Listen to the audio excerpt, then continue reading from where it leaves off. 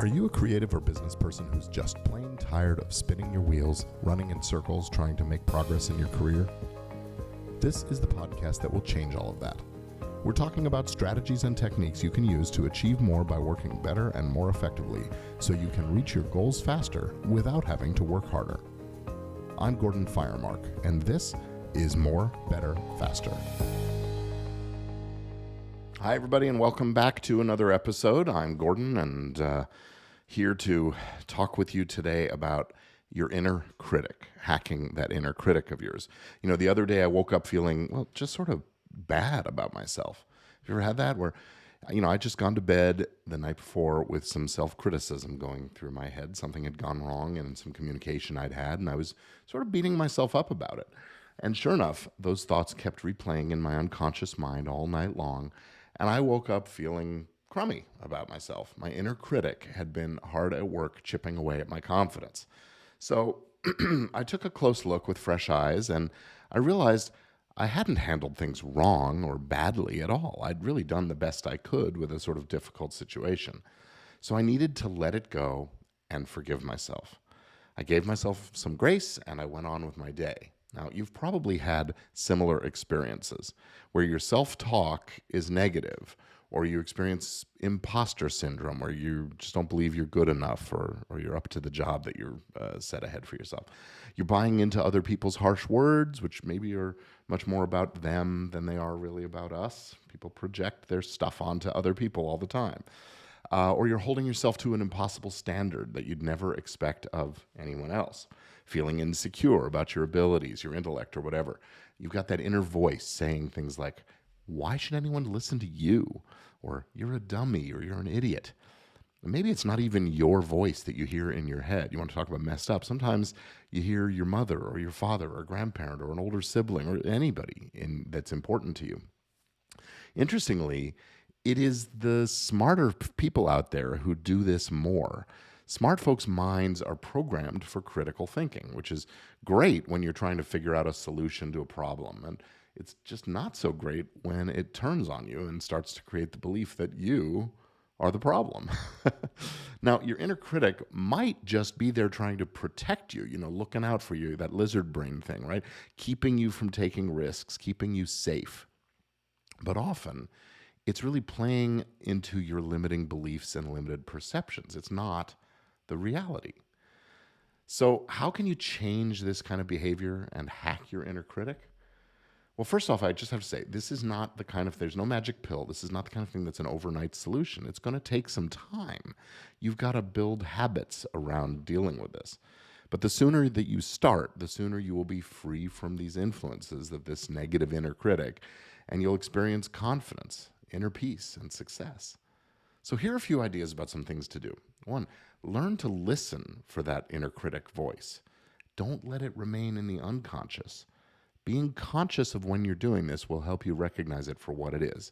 You can examine it, you can turn it around in your mind and discard the negative stuff. One great linguistic approach to dealing with negative thoughts is to add the word and to the end of each one, reminding yourself to find countervailing positive ideas and thoughts to reinforce. So you're not fighting the thought, which, some of it might be true, but you're extending it to look at more facts and put it into better perspective. So I really screwed up this time becomes I messed up this time and I've learned from the experience, so it's never going to happen again. That's a pretty good way to handle it, and just doing that every time, finding the positive in the negative, finding the inverse to what the negative thought is, can be really, really powerful. Another idea is to give your inner critic an identity, a name, a persona. I read about one person who started calling his inner critic Darth Vader. Pick something sort of goofy that amuses you a little, and that'll help undermine the credibility of this character that's in your mind, right? Now you've got this character to talk back at. So suppose you named yours Hannibal. I'm thinking about Hannibal Lecter for some reason. When you hear that inner critic doing its thing, you just say, quietly, of course, if you're in public, you don't want people to think you're, you're out there, but say, shut up, Hannibal, you're wrong. Or, not now, Hannibal, I've got no time for this BS. Don't pick a nickname for your inner critic that's overtly pejorative, like jackass, because remember, you are talking to a part of yourself. You're saying, "Hey, stop it, jackass," or "Not now, jackass," and you don't want to speak insultingly to that part of yourself. But by being sort of clever and cute with it and coming up with this sort of amusing idea, you're able to take some of the sting out of things as well. Another thought you could do is to try some behavior modification, a little aversive action. Every time you allow that inner critic to chip away at you, you could wear a rubber band on your wrist and snap it as a reminder to, hey, stop doing that. You could just pinch yourself every time it happens, or flick yourself on the cheek or something like that. Doing that will eventually train you, A, to be more aware of it, but also B, to just not to do it in the first place. It's amazing how mild aversive training can work. Another idea is to use empowering statements to counter these critical thoughts. Now, that's not the same as an affirmation, although they're definitely related. But when you hear that negative thought forming, again, you're listening for it. When you hear it, repeat your positive, empowering statement. Something like, hey, I've got this. I'm good at what I do. I trust myself to get this thing right. Those kinds of statements, and post them on sticky notes and put them on your computer monitor, on your mirror, on your refrigerator door, those kinds of things. Post them where you will see them regularly. Another idea is to keep track of the kudos that you actually do receive.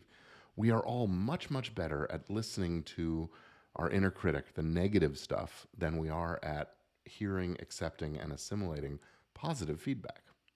So start a file and keep a list to keep track of all the different compliments and honors and awards that you receive. Make a list of all the ones from the long time ago too. Make some notes about how great it feels when you get these compliments and kudos. And that means you have to actually allow yourself to feel good. Don't dismiss them. Somebody pays you a compliment, say, "Thank you, I really tried hard," or "Thank you, I appreciate your kind words," or "Thank you, I agree." You can even say that. "I agree. Yes. Thank you. I did a nice job on that. I'm proud of myself." That's a perfectly reasonable thing to say. You have to allow yourself to enjoy that accolade, that experience, and celebrate these accomplishments. Give yourself a little treat when you get a good thing. You'll start to see that these things outweigh any negative feedback that you're getting from internally or externally, right? And you got to just be objective about these things. Now, when your inner critic is doing its thing, chipping away at you, that's when you get out this kudos file and go over it.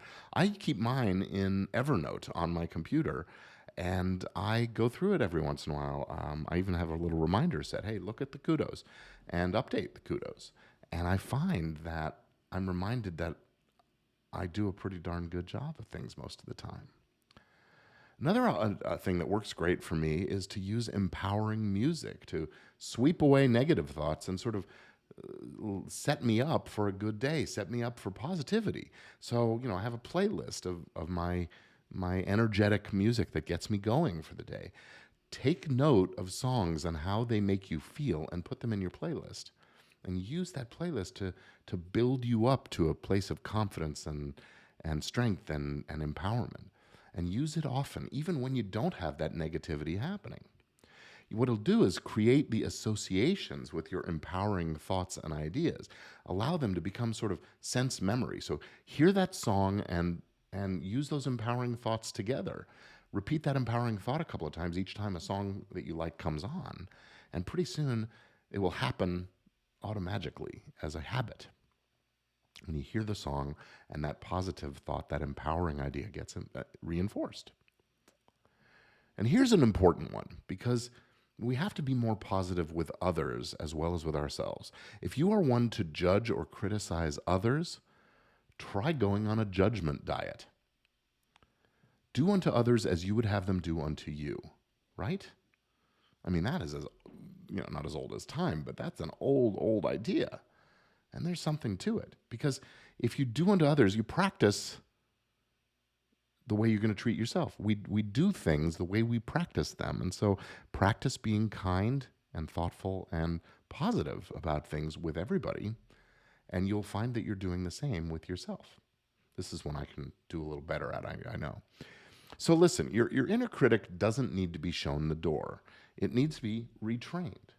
Just by creating a few of these new habits, you could turn your inner critic from disempowering to a positive influence. After all, criticism can be positive as well, right? Have you seen a movie critic rave about a movie they loved? You can be that. So give this a try and see what comes up for you in the process. Now, as I said before, it does take a long time to make lasting change in this area, but the investment and effort is certainly worthwhile. And whether you're struggling with an obnoxious inner critic or you've got this handled pretty well, there is always going to be room to improve your personal effectiveness. And if you'd like to get on a faster track to greater levels of achievement and understanding, I would love to work with you. You can sign up for a free discovery call by visiting gordonfiremark.com/coaching and get on the way to achieving more, better, faster. And with that, I'll say thanks for being here. I'll see you next time.